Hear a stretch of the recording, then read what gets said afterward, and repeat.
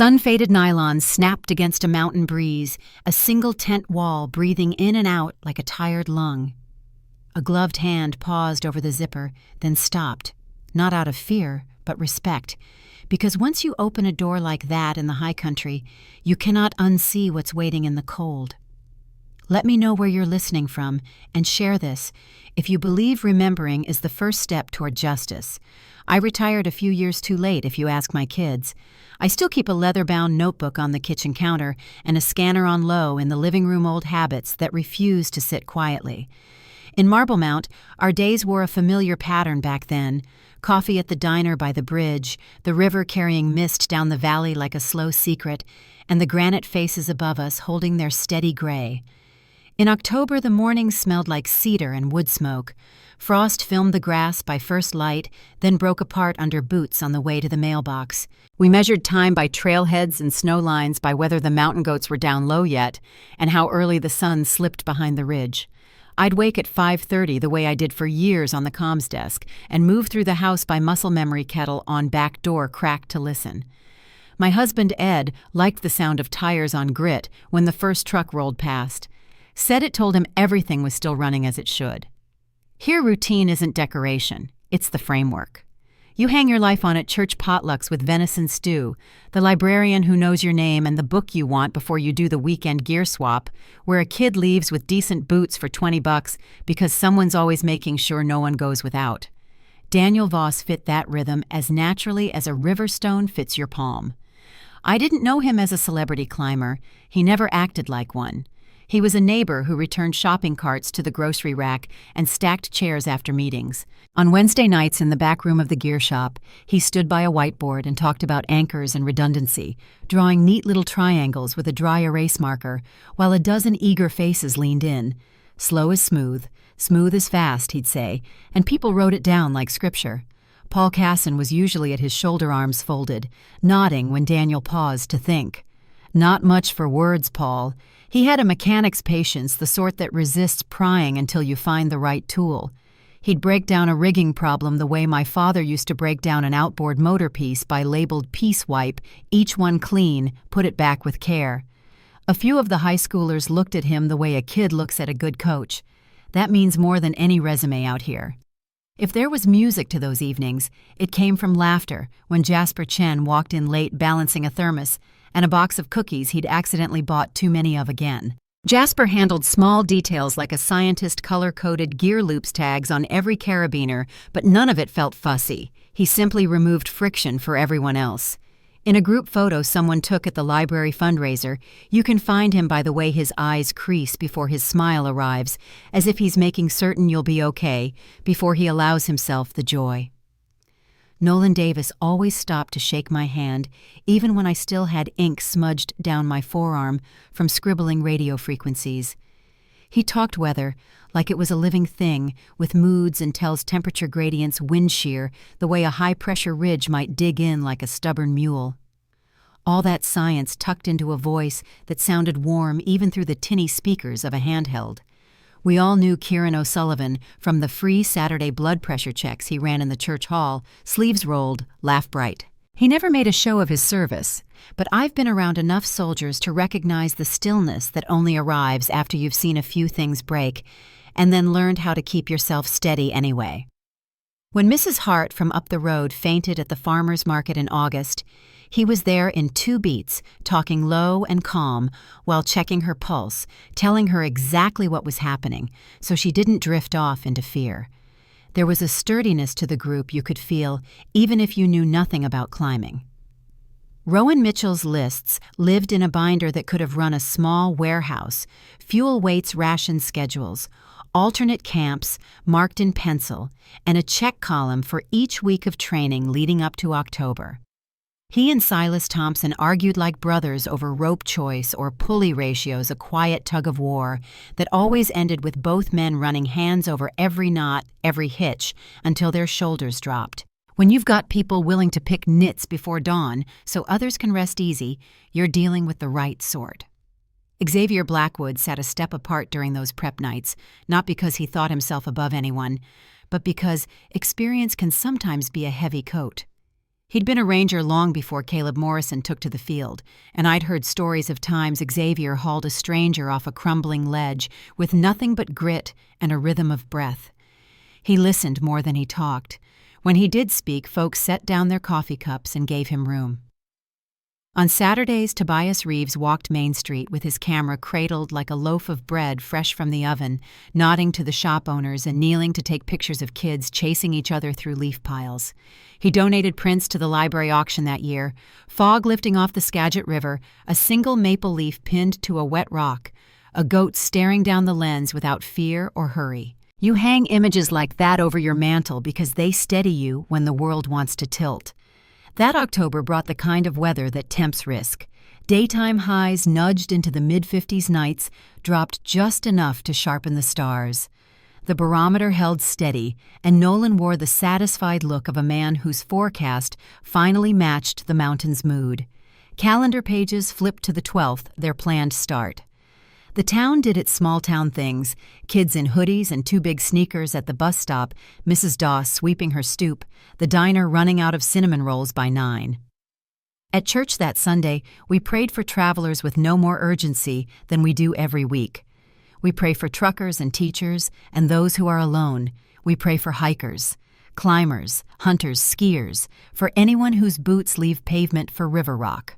Ed squeezed my hand on the last verse as he always does. I scanned the congregation out of habit, counting familiar heads. Daniel wasn't there, already gone to the trailhead. His wife Claire stood near the back, eyes bright with that braided feeling of pride and worry that keeps a spouse turning on the porch light at the first hint of dusk. Monday came quiet. All thresholds swept the town's heartbeat slow and on time.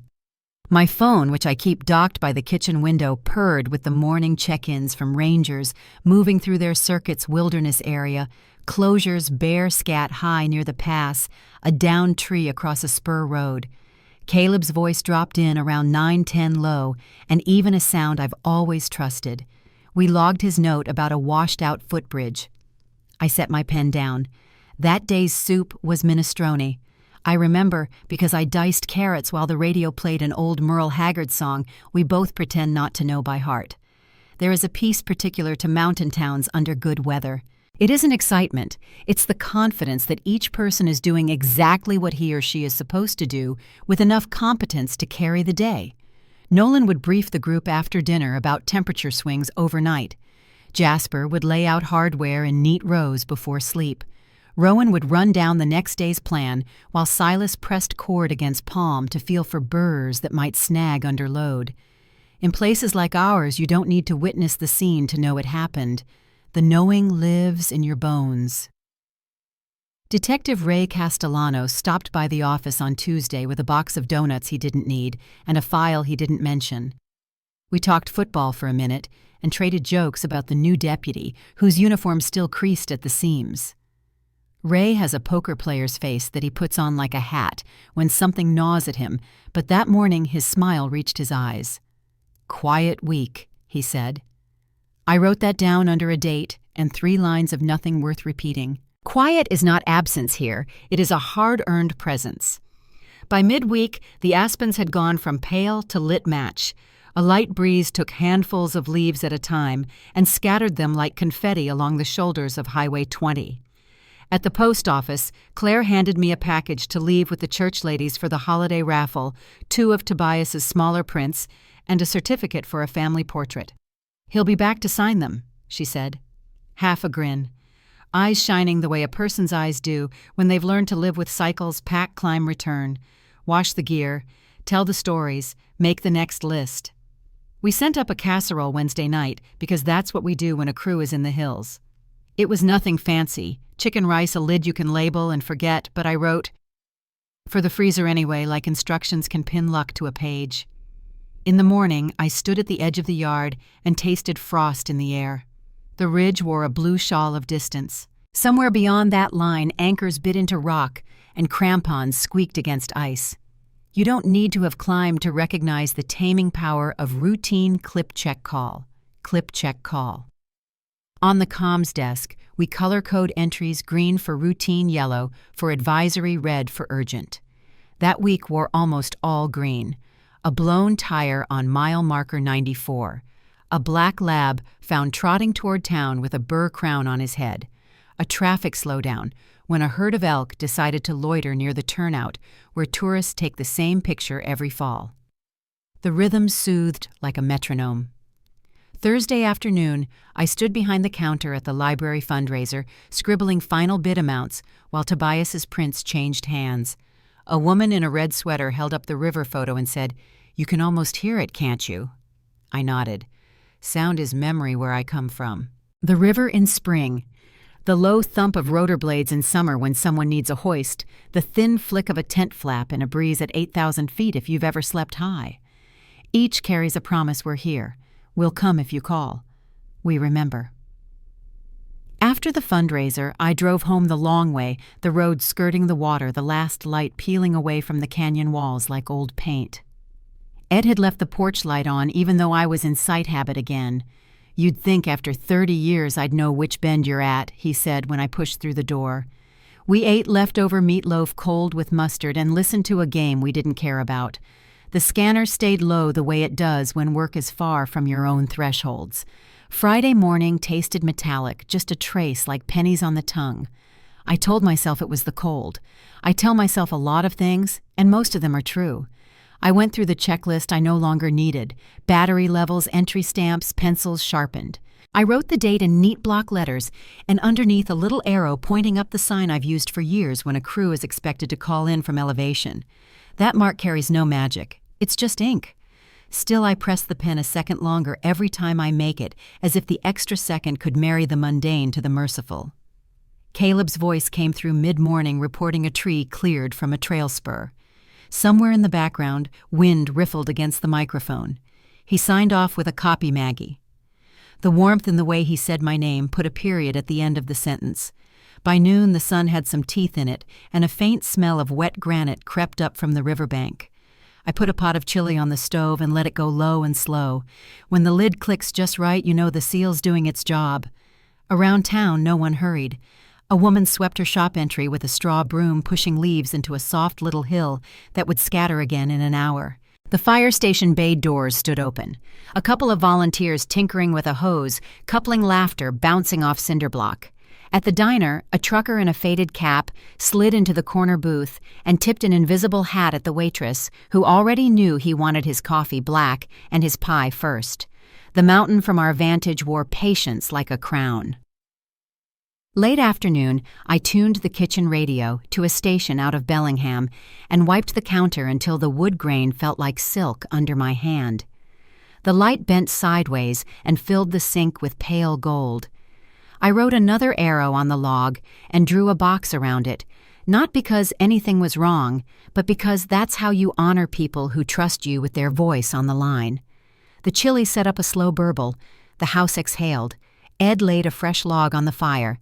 Everything held. The phone didn't ring at 5. Sometimes it doesn't. Routine allows for that. At 5:30, I turned the porch light on and stepped outside in my sweater, cupping the steam from my mug against my face. The sky stood clear as cut glass. Down the road, a pair of headlights appeared, then turned down another street. I waited just a little longer than usual, listening for the sound of a voice I'd come to expect on an evening like this, listening for a voice that, for reasons I couldn't name yet, refused to come across the wire.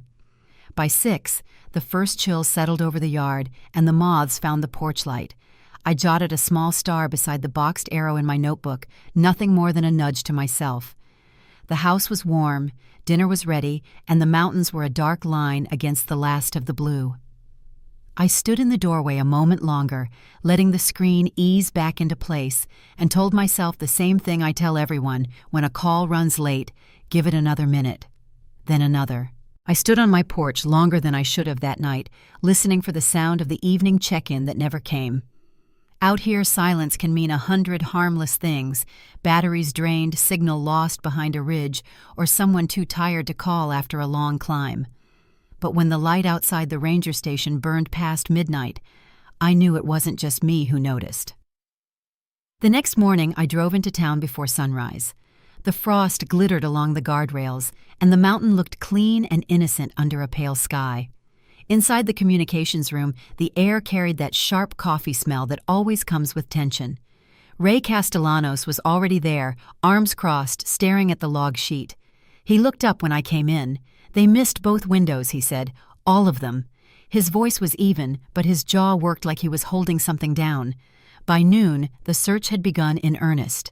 Helicopters circled the southern face of Mount Challenger, their blades chopping through the stillness, scattering powder off the upper slopes, like dust shaken from an old blanket.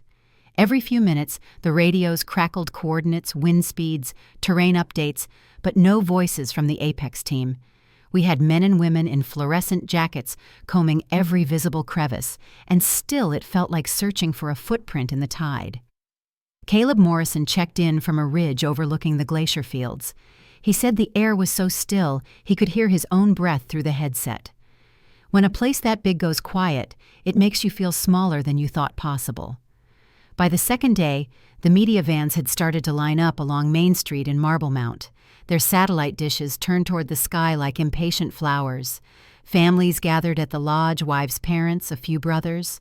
Claire Voss sat near the window with a paper cup of coffee she never drank. Every time the door opened, her head turned, and I could see her eyes counting faces.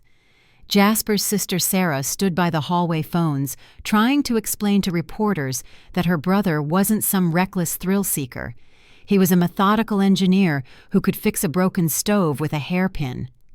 Kieran's colleagues from the hospital sent boxes of blankets and trail mix as if warmth could fill the gap. By the fourth day, the search effort had grown into something almost military. 2 Coast Guard helicopters, mountain rescue teams from Oregon and Idaho, dogs, drones, even a few volunteers from Canadian units who'd heard through the grapevine. I remember standing by the command trailer with Ray while a pilot reported visibility at 3 miles and no sign of wreckage avalanche or camp. "It's like the mountain ate them," one of the younger deputies said, before realizing he'd spoken out loud. No one corrected him. There wasn't anything to correct. Night brought a different kind of noise, generators humming, people whispering over topo maps, coffee cups clinking against metal tables. Out on the ridge, the temperature dipped into the 20s, clear skies, no wind. The kind of night Daniel and his team would have celebrated with quiet pride at 800 feet, watching their breath curl upward like smoke. Instead, we were tracing their route on screens, trying to find the point where reality had snapped. A week passed, then 10 days. The helicopters flew lower, the grid lines on the search map grew tighter, and the optimism began to fray. Ray tried to keep his tone steady during press briefings, but his eyes gave him away. "We are continuing active operations," he'd say, voice calm as a sermon, and then walk back into the trailer to stare at a blank corner of the map. Caleb looked worse each morning, cheeks hollowed, eyes ringed red from wind and fatigue. "I've walked every line they could have taken," he told me once, rubbing his forehead. "No debris, no prints, nothing. It wasn't until late October that the search began to scale down. The snow line was dropping fast, and the risk to the crews was growing by the hour. When the official order came to suspend full operations, the room went still. I remember Claire stepping forward, voice trembling but clear. "You can't just stop," she said. "They're out there." Ray met her eyes and said, "We'll keep looking when we can." It sounded like a promise, but I could tell it felt like surrender. Winter settled hard over the Cascades that year. The storm fronts rolled in one after another, stacking snow against the peaks until the whole range looked carved from marble. The roads to the higher trailheads closed. The case files thickened. I kept a folder labeled Apex on my desk, though there wasn't much to add. Satellite images, interviews with gear suppliers, notes on every radio transmission. The Park Service report used words like unexplained disappearance and presumed fatalities, but those were just placeholders for we don't know. For months after the official search ended, I'd still catch myself glancing toward the mountain when a cloud broke or a beam of sunlight struck the glacier just right. Habit, maybe, or hope disguised as professionalism. Then the next spring came early, warm and impatient, and the snow melted faster than anyone expected. The river's swelled trails reappeared, and with them came the routine reports of hikers finding bits of lost equipment, an old boot, a rusted can, fragments from other tragedies buried and revealed again.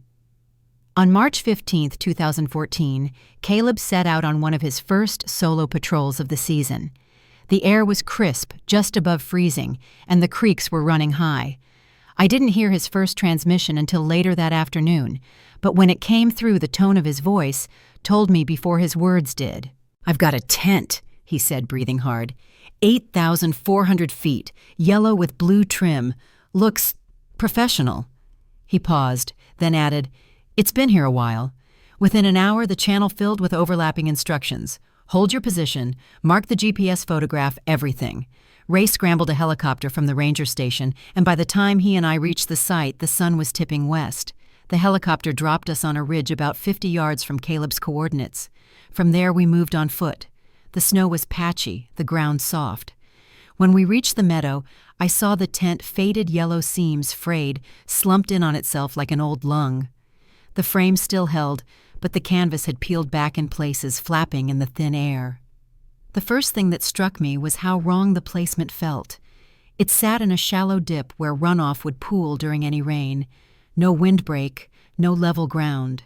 These weren't rookie mistakes. Daniel and his team knew better than that. Around the tent, bits of equipment lay scattered a pot, overturned in the mud, a single crampon half buried, a sleeping bag trailing from a tear in the fabric.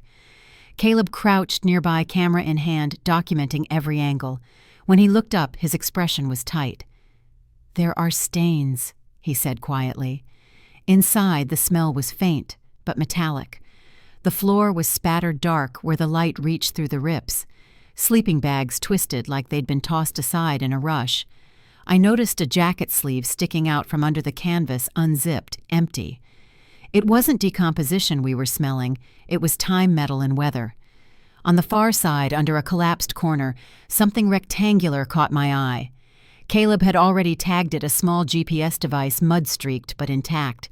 The screen was dark, but when he pressed the power button, it flickered to life, the battery icon barely holding on.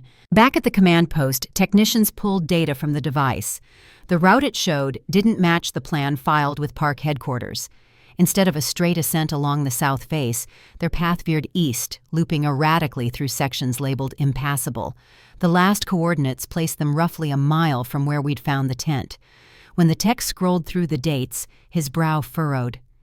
"They changed course the day before their final check-in," he said. Then radio silence. That night, Ray spread the printed maps across the table, tracing the route with his finger. 4 miles off, he murmured. "Why?" No one answered. The journal Caleb found under the tent corner offered little comfort, just fragmented entries in Daniel's handwriting lines blurred by water and time. Phrases like unexpected contact and maintain silence for safety. It sounded military, not like Daniel at all. Forensic crews cataloged everything. The blood traces the pattern of cuts in the tent fabric fibers, snagged on nearby rocks. When the lab report came back a week later, one detail froze me more than any other. The foreign fibers weren't from climbing gear or wildlife. They were synthetic, woven for camouflage, the kind used in specialized uniforms. Ray read the line twice, lips pressed thin. "That shouldn't be up there," he said. As word spread, the tone of the investigation shifted. It wasn't just a recovery anymore. It was a question too large for simple answers. Ray made calls to Joint Base Lewis McChord, to the Forest Service, to anyone who might explain how military material ended up beside a mountaineering camp that was never meant to see it. Most calls came back polite and empty. One officer, after a long silence, said there were no authorized exercises in that sector. Then he hung up. By early April, the tent and its contents had been flown down for full forensic work. The meadow where it had rested returned to silence, as if the mountain wanted to pull a veil back over what we'd disturbed.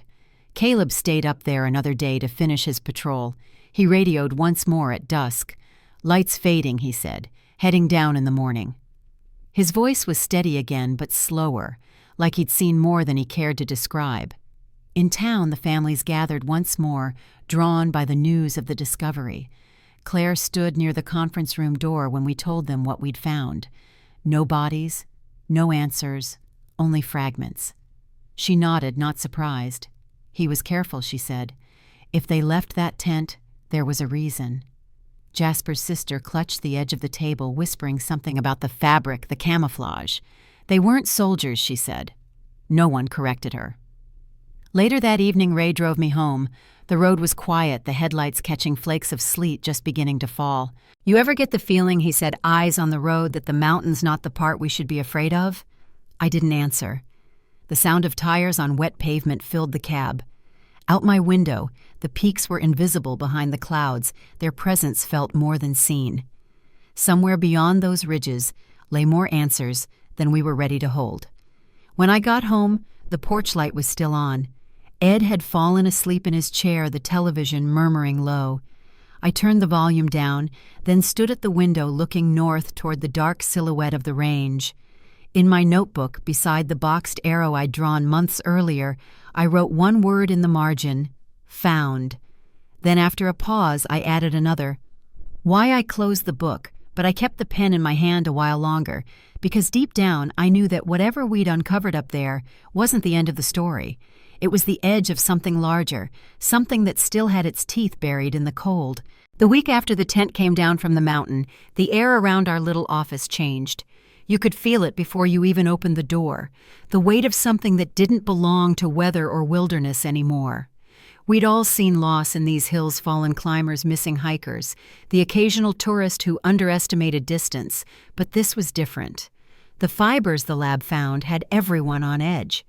It wasn't the color or pattern that bothered me so much as what they suggested, that the story we'd told ourselves about an accident might have been a lie from the start.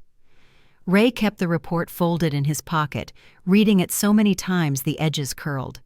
When I asked what he made of it, he said, "That's not the kind of fabric you buy at a surplus store." And then he stopped talking because both of us knew what that meant. A week later, I drove with him to Seattle to meet the analysts who'd run the tests. It was a long ride. Gray sky all the way, drizzle tapping the windshield like clock hands keeping time.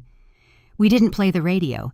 The woman who met us at the lab was polite but wary, the kind of professional who'd seen too much and learned to measure her words. She showed us slides of the fibers under magnification, fine, densely woven dyed in a digital pattern meant to disappear into the terrain. She mentioned flame-retardant coatings, infrared suppression, a dozen other phrases that hung in the air like fog.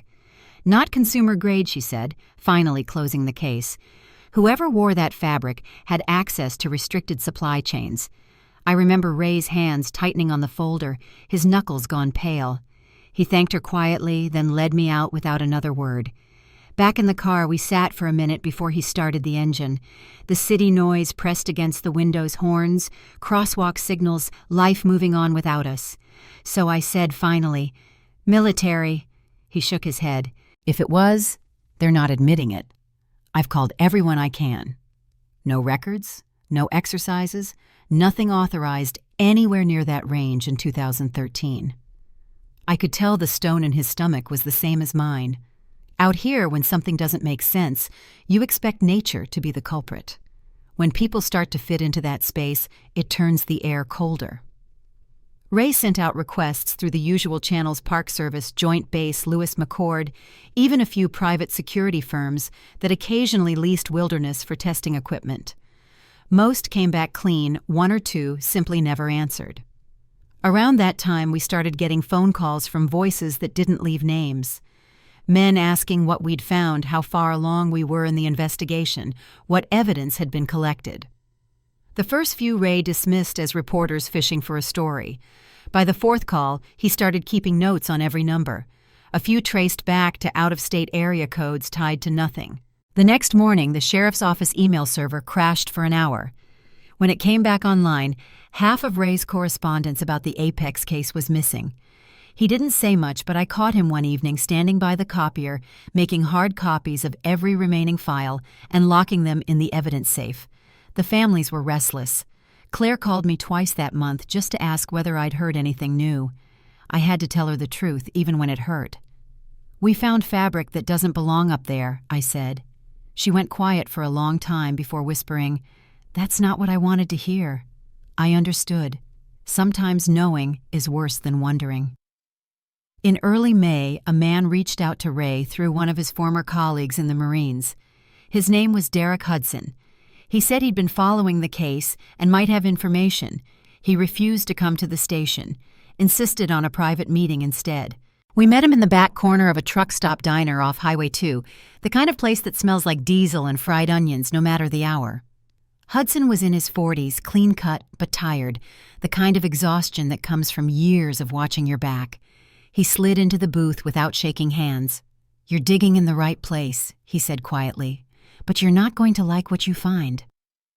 Over black coffee gone lukewarm, he told us about a company called Blackstone Security Solutions, a private contractor mostly ex-military, doing training evaluations for federal agencies. According to him, they ran covert field exercises in remote areas to test surveillance gear and tracking systems, thermal sensors, motion detectors, unmanned drones, all the toys that never make it into brochures. He claimed one of those exercises had taken place in the North Cascades in October 2013, right when the Apex team vanished.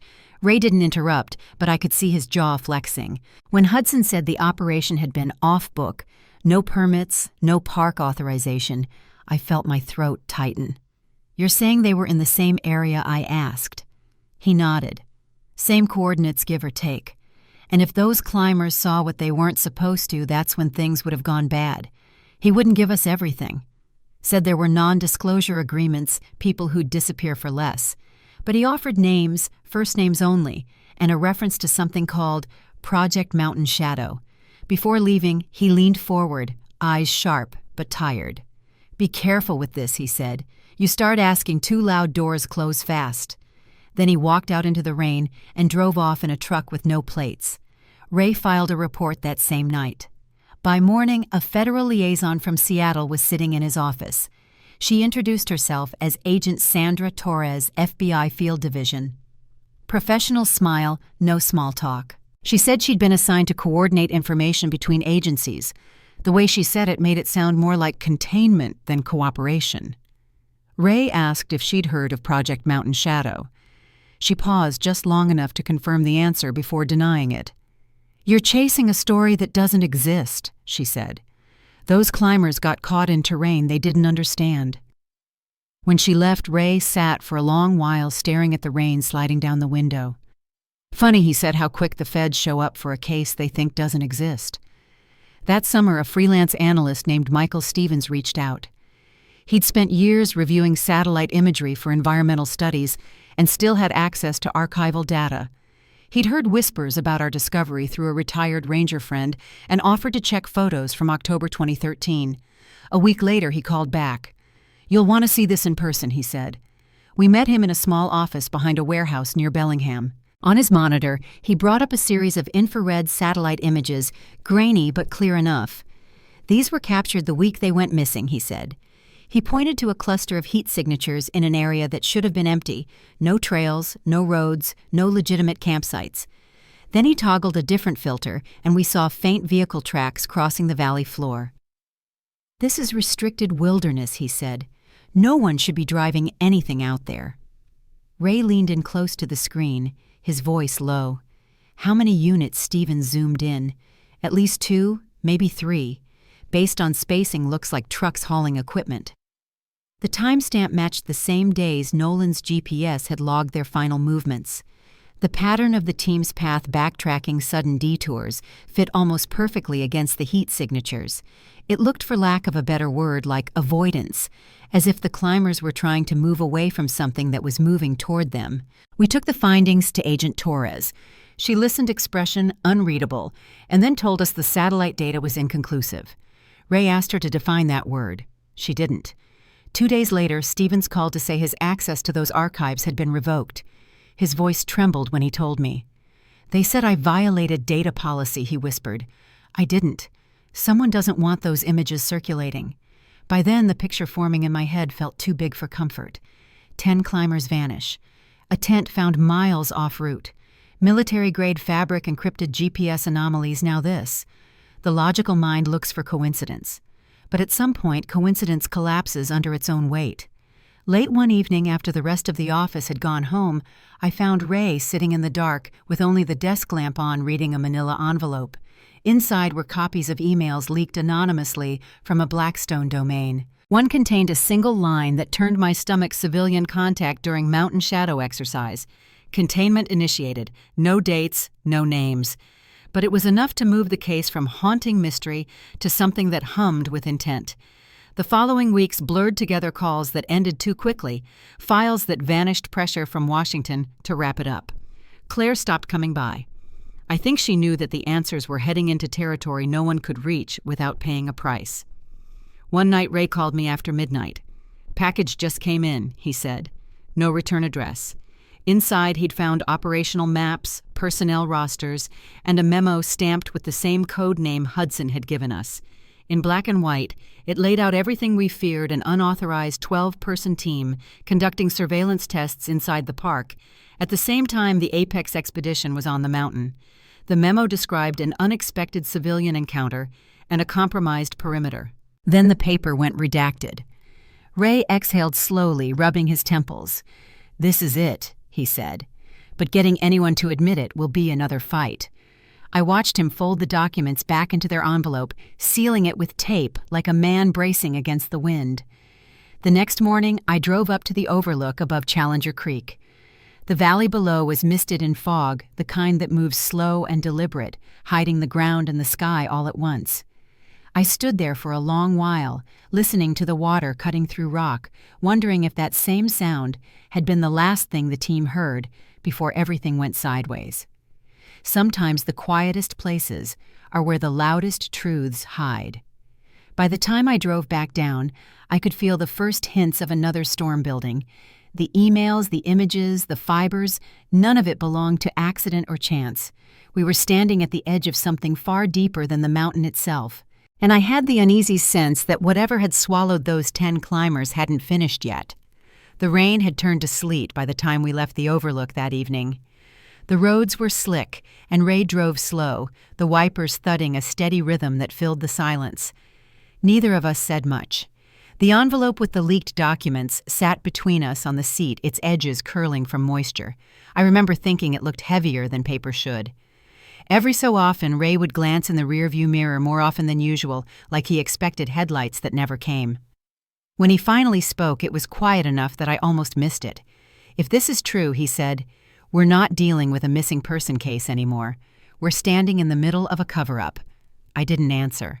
I was too busy watching the way the fog rolled down the slope in the distance, swallowing the tree line like a tide coming in. 2 days later, a joint task force arrived, federal and state, all business. They took over the ranger station, filling the place with dark suits, hard cases, and polite smiles that didn't reach their eyes. Agent Torres was back now, officially lead liaison. She walked through the evidence room with clipped steps, eyes on everything but the people. "We'll be coordinating next stage operations," she said, which we both knew meant we were being sidelined. Ray nodded, but the way he folded his arms told me he wasn't done yet. For weeks we heard little more than whispers. The FBI had analysts combing through the encrypted files found with the Apex team's tent. Those files were stored on a ruggedized laptop, its casing etched with a serial number that matched procurement records for military contractors. The drive was damaged, but not dead. Bit by bit, technicians pried open its memory like miners chipping away at rock, and what they found shifted the entire investigation. The data logs described a field containment incident, referencing civilian identifiers that matched the climbers' initials. Attached were GPS coordinates 6 miles east of where we'd found the tent and one redacted file labeled Site B. When Ray saw the map overlay, he traced the coordinates with his finger. "That's a dead zone," he murmured. "No trails, no permits, nothing." It took a week of pressure and quiet calls to get approval to go there. The morning of April 2nd, we lifted off before dawn in a chartered helicopter, the valley below still wrapped in low cloud. I sat behind the pilot headset tight against the roar. Through the mist, the Cascades looked almost tender, soft edges, pale light, until you remembered what those ridges held. Ray sat beside me, jaw set, the folder of leaked documents wedged under his arm like a shield. When the pilot pointed out the thermal anomaly on his screen, I leaned forward. A faint orange patch pulsed at the base of a cliff, almost invisible to the naked eye. "That's your spot!" he shouted over the noise. We touched down on a narrow strip of rock barely wide enough for the skids. The air up there carried the sharp, sterile cold of snowmelt and iron. The ground crunched under our boots as we followed the coordinates toward a rise that looked ordinary at first, until you saw the geometry of it. The slope wasn't natural. The rocks were arranged too cleanly, the lines too straight. Ray crouched, brushing away moss, revealing a panel of welded steel disguised with soil and debris. Someone had built a door into the mountain. The entry was sealed. The locking mechanism burned out from inside. It took a cutting torch and 2 hours of steady hands before the hinges gave. When the door opened, a current of stale air rolled out, dry metallic, with a faint undernote of decay that clung to your throat. We went in with headlamps and respirators, one careful step at a time.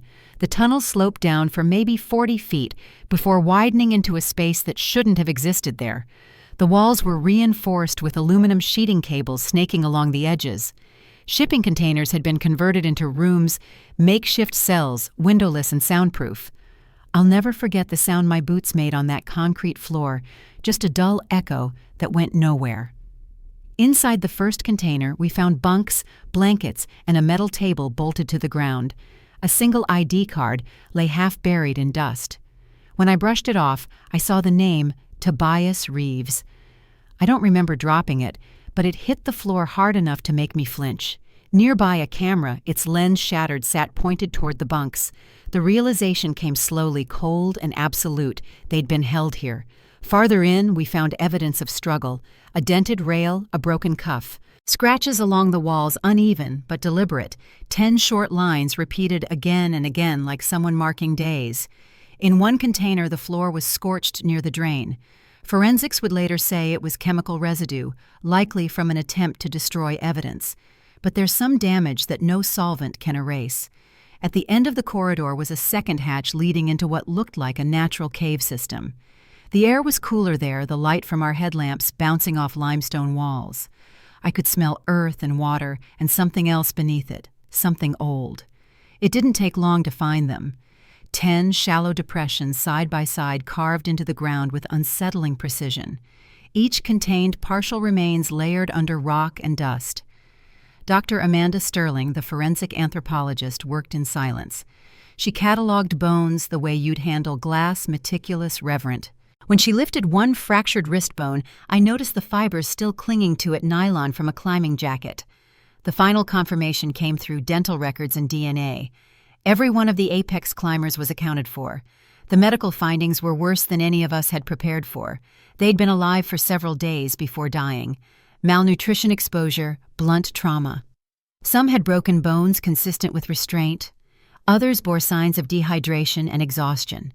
Whatever hope we'd held of a quick death, an avalanche of fall was gone. This was captivity. And it ended the way captivity always does, when the secret matters more than the truth. The main chamber held the last piece of the puzzle. Stacked in one corner were hard drives, weathered but intact, labeled with serial numbers matching Blackstone Security's equipment logs. Federal techs spent nights decoding them. The files told a story stripped of remorse, clinical, procedural. The climbers had encountered an unauthorized training unit, witnessed classified operations, and been deemed security liabilities. The logs included psychological assessments of each captive, updates on their condition, and eventually the decision that sealed their fate. Terminate remaining subjects to maintain operational integrity. No signatures, no names, just bureaucratic language for 10 stolen lives. When the last file finished loading, Ray stood up and walked out into the night. I followed him to the edge of the ridge where the wind whipped hard enough to sting. Below us, the valley stretched in darkness, silent, except for the low hum of the generators we'd brought. He took off his gloves and rubbed his face, eyes red. "They did this," he said. "And they'll bury it the same way." His voice cracked on the last word. In the weeks that followed, the discovery made its way up the chain of command faster than anything I'd seen. Washington wanted containment, not justice. Official statements spoke of unauthorized activity and contractor negligence. They didn't mention the holding cells or the graves or the men who built that door into stone. Publicly, the Apex tragedy was still described as an accidental encounter. Privately, it was a nightmare stitched shut with non-disclosure agreements. But word has a way of finding air.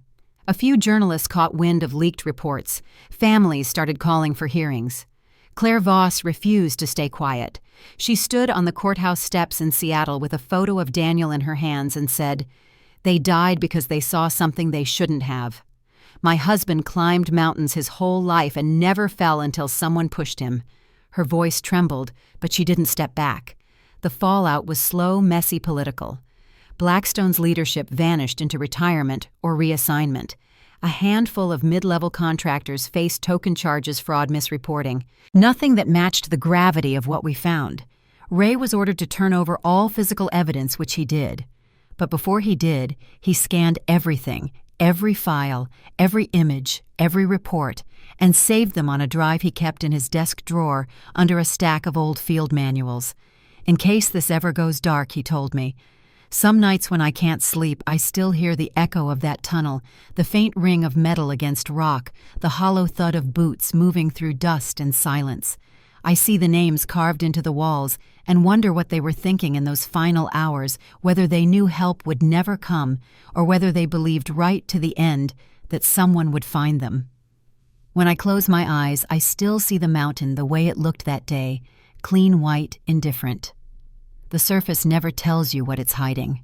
And in those upper valleys where the wind moves like memory, I swear it still carries the voices of 10 people who went up there to touch the sky and found the darkest corner of man instead.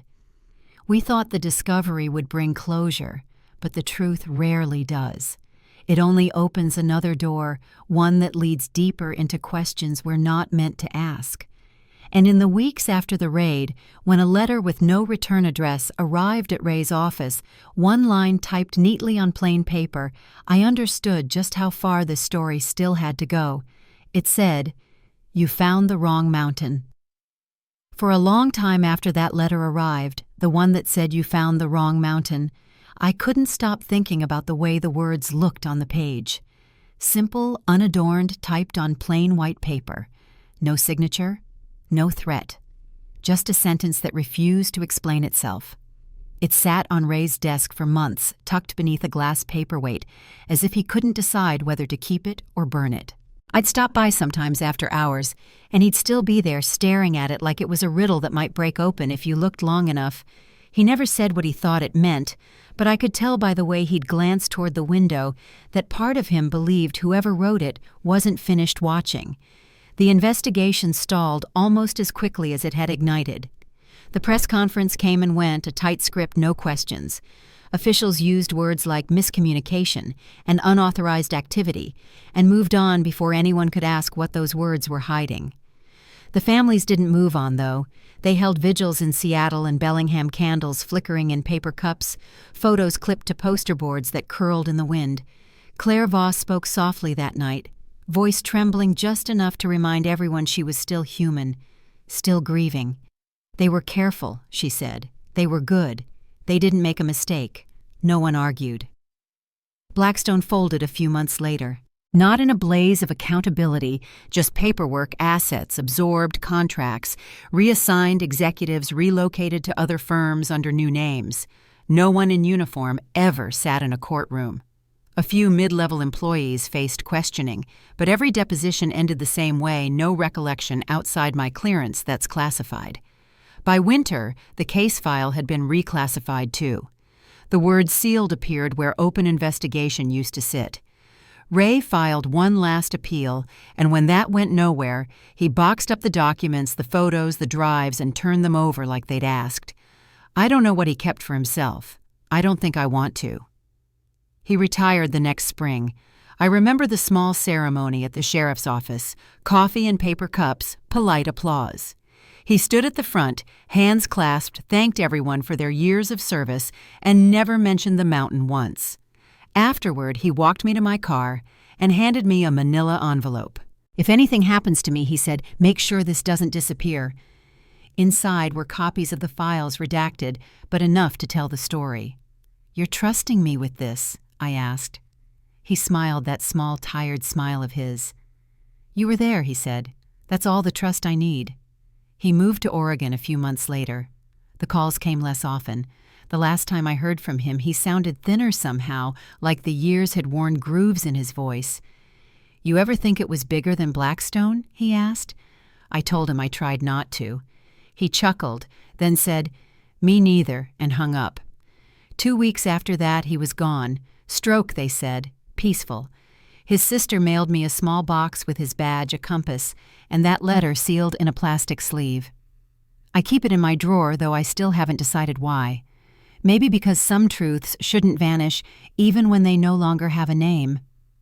As for me, I left the department not long after. I'd spent 30 years in a career built on believing that if you look hard enough, you'll find order in the chaos. But some cases leave you different. They shift the ground you stand on. For months after I turned in my credentials, I'd still wake before dawn expecting the crackle of a radio. The silence that followed was almost worse. Every October, the families gather at the new memorial near the trailhead at Marble Mount. 10 brass plaques set into stone, their names catching sunlight in the shape of a circle. It's not a large crowd, just enough to fill the clearing. Sometimes hikers stop on their way up curious, and someone will quietly explain. Others don't ask, they just take off their hats for a moment and keep moving. That's enough. Claire still brings flowers, white alpine lilies, the kind Daniel used to press between his notebooks. She never speaks at the ceremony anymore. She just places them down, rests her hand on the stone, and lets the quiet say what words can't. The park rangers rebuilt the trails that lead near the ridge, but they don't mark the valley where the facility stood. That site is closed off now, reclaimed by snow and time. From the air, it looks like nothing but rock and shadow. The door long gone, the scar healed over. I've hiked nearby a few times, though I never go all the way. It feels wrong to treat it like scenery. There's a weight in that air you can still feel in your bones, a cold that doesn't belong to weather. People sometimes ask if I believe the truth ever fully came out. I tell them truth isn't one thing you find, it's layers. Some are shallow enough to see others buried deep enough that digging only costs you more of yourself. What happened up there sits somewhere between those layers, half in daylight, half in dark. We got enough to name the crime, but not enough to name every hand behind it. Maybe that's as close to justice as some stories ever get. Years later, a foundation was established in the Climbers' Memory Scholarships for wilderness safety and search and rescue training. It was Claire's idea, and she asked if I'd help coordinate with the Park Service. We named it the Apex Fund, not for the tragedy, but for what those 10 people believed in reaching higher, trusting one another, respecting the mountain. The first class of students graduated last year. They placed a small bronze medallion at the base of the memorial, engraved with the words, "For those who climbed and for those who followed." I like to think about that when the news starts again. Another story, another mystery, another set of unanswered questions. It reminds me that the point of remembering isn't to reopen wounds. It's to make sure the silence that follows doesn't swallow everything. We owe them at least that. Sometimes when I drive past the park at dusk, I'll pull over just to watch the light fade behind the peaks. The wind moves through the evergreens, and if you stand still enough, you can almost hear the faint echo of metal snapping against rock, the rhythm of boots on ice, the sound of laughter carried thin and far. I like to imagine that somewhere beyond what we can see, they finally reached a summit where no one could touch them again. The world kept turning, of course. The headlines changed, the files gathered dust. But for those of us who were there, the story never really ended. It lives in the quiet between radio calls and the hum of the forest when the air goes still, in the way a name can linger longer than breath. The mountain still holds them, and in a way it holds us too. If this story stayed with you, share it not for views, not for noise, but so no one's name gets lost to the dark, because sometimes remembering is the only kind of justice the living have left.